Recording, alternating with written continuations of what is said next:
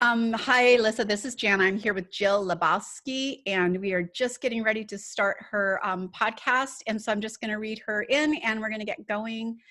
And let me check the time. Okay. 3, 2, 1. Hello, and welcome to Oh My Health, There Is Hope. I'm your host, Jana Short, and today I'm here with Jill Lebofsky. Jill's focused mission in life is to be a champion for midlife women and helping them to look and feel their best during their midlife years. As a midlife mojo master coach, Jill has helped over 2,000 plus women over 40 gain control over their physical, emotional, sexual, hormonal, and spiritual well-being. Her clients and community have seen results of happier marriages, increased self-confidence, stronger, fitter bodies, and a more purpose-filled life. Jill is an Amazon best-selling author of 2 books, No Sweat, It's Just Menopause, Eating, Exercise, and Essential Oils for Healthy Change, and Melt the Midlife Middle, a beginner's guide for women to intermittent fasting and essential oils lifestyle. Jill has been featured in national magazines and on podcasts and as a public speaker on the topic of midlife women's wellness. I am super excited to have you here today, Jill. And just for those of you who are watching on YouTube, she sent me her books and I'm like over the moon excited about them. They're easy reads. They're full of incredible information. So I highly recommend them. And I think we're going to highlight them, if it's okay with Jill, in our magazine, because I think that every woman should be reading it at any age. So thank you for being with us today, Jill. Thank you so much. And I agree, they are for any woman at any age, even though I do focus on my specific, midlife ladies. Well, one of the things we do here on the show is we share stories of hope, because I really believe that we put that ripple effect of hope out into the world. And right now, I think that we could definitely use this big ripple going out in the world of hope. So do you mind sharing your story with us? Absolutely. And I love that you kind of start with that question, because that's kind of really where my journey of this piece kind of began. Was I just turned 50 a few months ago, but going back about 5 years ago, I was just feeling awful. For the first time in my life, I've always been a very upbeat, positive person. I had been at my goal weight for years. And all of a sudden, I just felt like I don't know what had happened to me. I had lost me. I was moody all the time. I was sweating all the time. I had put on almost 20 pounds in 16 months. My libido was shot. I was just a nightmare to be around, quite honestly. And I didn't like feeling that, because I like to be that representation, that role model for others. I've been doing this for 15 years, and to feel so awful. So desperate, I went to my doctor. That's where I figured I should go. And when I got there, I told him all that was going on, like looking for the answer. He was going to, be the end, the hope that I was looking for. And he asked me if I was still getting my period. And at the time I was. And he said, well, come back to me when you're not, and sent me home. And I was like, what? like, what am I supposed to do? The fact that I'm not sleeping, that I feel like I'm losing my mind, that this weight won't come off no matter what I do. I mean, I was teaching weight loss for years and none of my tricks were working. So I did what I always do. When something, I don't take no for answer. I said, okay, I got to figure this out if he's not going to help me. And at the time, I had been using essential oils for a couple of years, and they had become my natural go-to for everything. So I figured they could probably help me in this area. And I just started researching and experimenting and trying different things. And slowly I start to get a lot of those issues under control. My libido was better. My moods definitely were better. The sweating had really subsided. And so that's when I kind of wrote my first book. But then I still had that weight gain there. I could not get that off. And, when you've been teaching it for a long time and all the tricks aren't working, you're feeling a little like, oh God, this is just, what am I going to do? And I always say I barged in. I was eavesdropping on a conversation that I barged in on, and it was about intermittent fasting. And that just sparked something in me. I went home again, research. And I said, I just got to try this. When you're looking for hope, you're willing to try, just about anything. And I did, and I was able just to not only lose the weight, but just feel more energized, just feel better in every area. So it just was something that I knew that I had this knowledge in me and I had to share with others, because what I have found is that so many women are in the same place I was. They're looking for something. They don't know what they're looking for. They just know they don't feel like them. And so to be able to have kind of come out the other side of this, makes me just feel so grateful that I'm able to, now hopefully give that hope to others. Sure. I love that you use something holistic and natural to help with your transition, and that you were aware you were aware of it, because I wasn't. I knew nothing about essential oils or holistic medicine 10 years ago. And I remember looking in the computer for holistic options, thinking, what is this? Like, how come I don't know about it? I'm a pretty educated person. How come no one's told me? Is it brand new? It was like an eye opener for me, for sure. It really was. And I think that that's what I love now, is that certainly more people are more open to, and that's what I've seen a shift even over the past 5 years. People are more open and looking for natural solutions. And so, they're maybe going to their doctor, but they're also kind of, using their own intuition and what feels right to them. And I love that. So let's talk a little bit about your No Sweat is Just Menopause book, because I've just gotten into it and I think it's so fascinating. And again, I think it's for people of any age, because someone asked me, when did you become premenopausal? Like, how long were you premenopausal? I'm like, since birth. Literally, since birth, I was premenopausal. Things change, you're constantly, your body is changing, and hormones are a huge part of it. Tell us a little bit about your book and what made you want to write that. Absolutely. So like I was saying, so I had done all of this research, and, when I'm a talker and had a Pilates studio and a health coaching practice. And so my clients were seeing the change in me, and I'm just sharing them what I do. And I just felt like I was answering the same questions over and over again. So I said, you know what, it's time to get this out in a bigger way, because like you said, and not a lot of people are talking about this. And I wish I could go back now and title my book No Sweat, It's Just Midlife, because I think people see menopause and they say, oh, well, I'm not in menopause anymore, or I'm too young, or too young, or too old. And really, these solutions are for everyone. And so I broke the book up into, kind of 5 main areas. Go over talking about hot flashes and night sweats. We talk a lot about the libido and how our hormone and vaginal dryness, which is such an important thing. That's a topic that a lot of people are embarrassed to talk about. And it's something that is going on in midlife marriages, or not going on in midlife marriages. And it's really become almost like an epidemic. And then I also talk about weight loss a little bit. I talk about your aging beauty, empowerment, sleep, stress.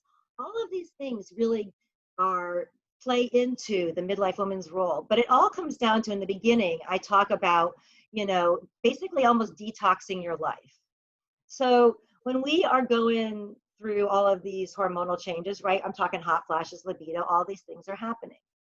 But a lot of us, we don't get to be 40, 50, 60, 70 years old without having exposed ourselves over the years to lots of different chemicals and products and environmental things and so forth, as well as stress.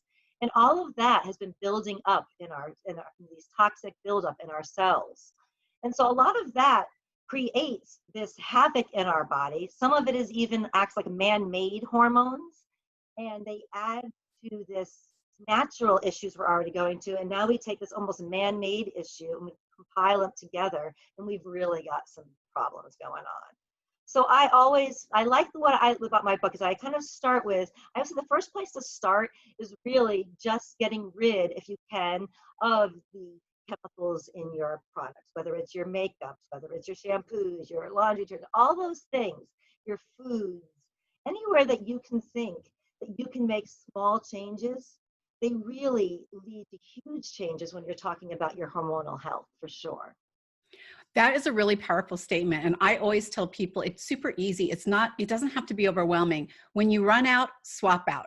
So every time I ran out of a product, I looked for something that was safer for my home, that had less toxic chemicals in it, that I can implement in our home. So we don't even have cleaning products anymore, that I make all mine with essential oils. So there is nothing in our home, even our gardening or what we use around our yards is all essential oils, and it works beautifully. And it does. And what I love about like what you're saying, right? It's all that. So I have a just turned 16, and then I have a 19-year-old off in college. I just set open his whole apartment, and I giggled when he had gotten there a day before, and I opened up his medicine cabinet, and in there was all essential oil infused toothpaste, and his whole bathroom was all natural stuff, and it made me so proud. You know, because what we do now, we are teaching these younger kids. And so I hope that women like my daughter, right, as she goes through these, she doesn't have to go through all of this because she's already going to have a better way. I think that's beautiful that we're making those changes that our kids are going to pick up as habits, right? Absolutely. Yeah. They I may love make fun of me now and they may drive me crazy, but whenever they get a headache, they ask me for where's my peppermint oil? So One of the things I wanted to say to you about menopause is that it's not one magic pill, right? It's not an no oil, it's way. not a diet. It's like a bunch of things combined until you find your sweet spot. So 7 years ago, I had to have a hysterectomy, and I'll be 60 in a few months. Mhm. And I remember they were telling me I was going to hit menopause, and I cannot take pharmaceuticals except a blood clotting disorder. So it gives me pulmonary embolisms. So I had to find something natural, and natural can also do the same thing as Mhm. medications. So I had to be really careful. But here's the thing, I thought I got kind of cocky. I found my sweet spot, and I told people, oh, I was just one of those women who doesn't have any side effects. And, I had a hysterectomy and it was fine.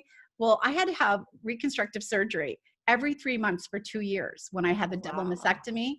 And every time I did, I had to go off everything, all my oils. I had to stop eating the enriched foods that I was eating because it caused blood clotting, and I was a mess. Oh my gosh, I can only imagine. Yes. So I'm just saying, if you can find your sweet spot, and again, it's not one magical thing. If you can find your sweet spot with natural stuff, this was the best decade of my life. It didn't slow me down at all. As a matter of fact, I would do it over again in my 20s. I'd want to be 50, right? And now that That's I'm hitting fantastic. 60, I cannot wait to see what like that next decade's going to look like. And you talk about the sweet spot, and so that sweet spot changes all the time. I mean, I thought I wrote my book. Which one? I wrote my book, and my hormones are good. My night sweats are gone. I was feeling great, and then I started intermittent fasting, and I went like right in. I jumped right in. I started doing it, and within a month, my night sweats were back with a vengeance. I was like, what is going on? And the only thing I had changed was that. And I started going back and looking at that. Well, of course, when you're talking about your food or doing any kind of changes to your body, it all interacts, right? Everything interacts. And so I had to pull back. I was jumped right into the 16-8. That's what I teach for intermittent fasting. And so I had to pull back a little bit and start slower. And so I want people to know that just because you think you've hit your sweet spot and then all of a sudden something happens, you're not doing anything wrong. Just sometimes our bodies change. You don't realize it, but also maybe there's more stress in your life. So there's something else that's changing. So it's really important. I talk about in all of my books and any of my programs, the main thing I want women to do is learn to listen to their body. Not listen to me, not listen to you. We give good advice and we give some suggestions, but we are not in your body. And so only you knows what feels right. And so you can use these suggestions, and then I always suggest keeping journals, whatever. If you're working on your hormones or you're working on your weight or you're working on your libido, keep some kind of tracking system, because the truth is once we start feeling better, we don't remember how bad we felt, right? And then we slip back into old habits. So having something to look back to, and I'm not a huge journal like for life, believe me, I can't do that. But at least in the beginning, starting anything new, if you're trying whether a new oil or a new food or a new system of losing weight, whatever it is, you really have to key into your body and pay attention to the signs. And if you are definitely in the throes of hormonal issues like these hot flashes and libido, already experiencing this, those types of changes can exacerbate them. So you want to make sure that, like you said, natural solutions, just because they're natural doesn't mean they're always good for you. So you really want to, key into what's going on with you and your body. And the more that you know your body, the easier it really is to not have to think about things so much. Like people think, oh, well, what oil should I use for this? Or what food should I put in my mouth? I don't know. I don't really think about it. Like, but like it's just become natural part of my world. So when I don't really think about when or what to eat, I just know that within this time period I eat, or this food makes me feel good and this food makes me feel bad. I've learned to do it that way. And that's really just my goal for women, is just to learn themselves. So that way we don't have to be thinking about all these, what I don't call negatives, I guess, all the time. Why am I feeling so junky all the time? I think that is a really good point, because here's the thing, we're all very incredible beings and we have this intuitiveness about ourselves, and our body gives us these intuitive feelings. I mean, how many of you guys can relate to not feeling right? Something's off, but you just can't put your finger on it. And so you ignore it because you're busy. And then pretty soon you start getting more and more symptoms. Like if we ignore that intuitiveness, our body gives us symptoms to say hello. And then, oh, I'm too busy. I don't have time for this right now. I don't have time to be sick, so I'm going to ignore it. And then pretty soon, the intuitive goes to those little small symptoms. Then pretty soon, you've got a full-blown illness of something that your body says, we're stopping now because you have no choice. I was going to say, you got no choice then, Yes. right? So all the things you were trying to prevent, put off, now your body says, you got to stop, right? And you've got to, and so we want to do that before we get to that point. We want to come up with something. And, when you're talking about that intuition, I think about it also with nature, right? I mean, there are cycles of nature in our body. If we can kind of get into those kind of cycles. And so, right, our hormones are a cycle, and so even when I talk about intermittent fasting, that's a cycle. And if we can pay attention to these natural times in our body, and listen to these cues that it's giving us, right? Instead of ignoring them and plowing through, right? We can really heal ourselves. And like you said, in your 50s, it'd be the best time, not that time of, oh my God, I'm dreading the 50s, right? And so I can't wait. Like I said, April, I turned 50, and I feel the same way. Like I just got off a phone with a lady, and she's like, oh my God, you're so much energy and so much excitement. And that's how I feel about life, how I feel. And that's how we all should feel if we want to, right? It's our choices.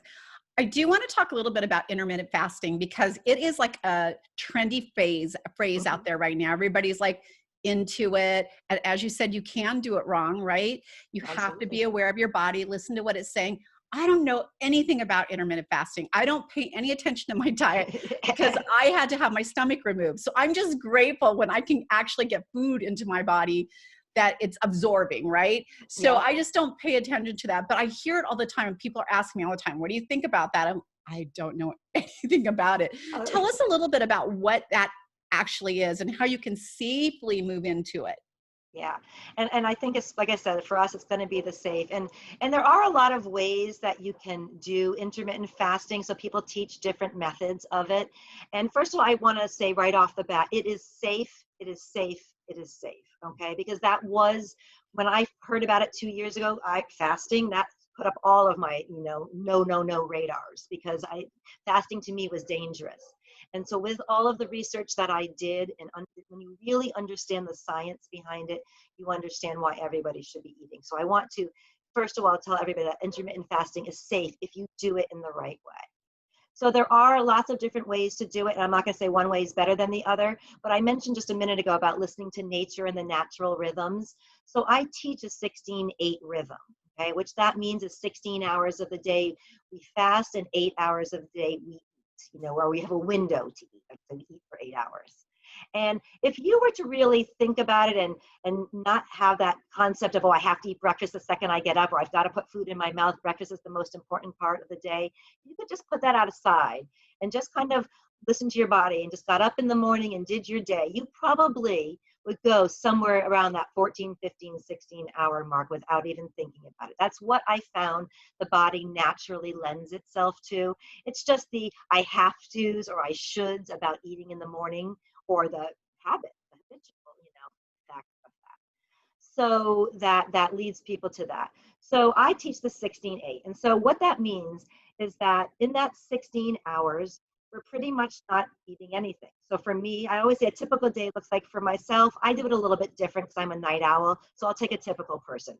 Typical person will stop eating about 8 o'clock at night, right? They'll go about their evening, go to sleep at 10 o'clock, maybe wake up 7, 8 o'clock the next morning. You've already gone 12 hours, right? 8 to 8, you've already gone 12 hours.